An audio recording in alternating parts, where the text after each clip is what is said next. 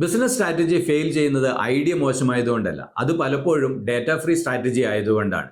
സംരംഭകർ എപ്പോഴും അവരുടെ ഇമോഷന്റെ മുകളിലും അവരുടെ തോന്നലുകളുടെ മുകളിലൊക്കെ തീരുമാനമെടുക്കാൻ വേണ്ടിയിട്ട് ഇഷ്ടപ്പെടുന്ന ആൾക്കാരാണ്. ഇത് പലപ്പോഴും ഡേഞ്ചറസുമാണ്. ഡേറ്റയുടെ പിൻബലമില്ലാതെ എടുക്കുന്ന സ്ട്രാറ്റജി എന്ന് പറയുന്നത് നമ്മൾ കണ്ണ് കെട്ടി വണ്ടി ഓടിക്കുന്നതിന് തുല്യമാണ്. വണ്ടി മുന്നോട്ട് പോകുന്നുണ്ടാവും, പലപ്പോഴും നല്ല വേഗതയും കൈവരിക്കാൻ സാധിക്കുന്നുണ്ടാവും, പക്ഷേ ഇതൊരു മതിലേലോ അല്ലെങ്കിൽ ഒരു കൊക്കയിലോ വീഴാനുള്ള പോസിബിലിറ്റി വളരെ കൂടുതലാണ്.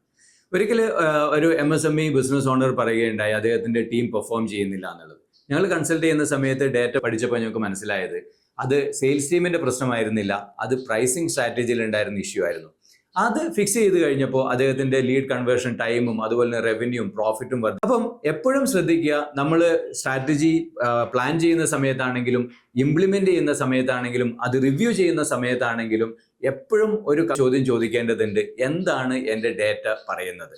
നമ്മളുടെ ഡേറ്റ ക്ലിയർ ആണെങ്കിൽ സ്ട്രാറ്റജി ക്ലിയർ ആയിരിക്കും. സ്ട്രാറ്റജി ക്ലിയർ ആണെങ്കിൽ ഇംപ്ലിമെന്റേഷൻ ഈസി ആവുകയും ഡിസൈഡ് റിസൾട്ട് എത്തുകയും അൺസ്റ്റോപ്പബിൾ റിസൾട്ട് നമുക്ക് കിട്ടുകയും ചെയ്യും.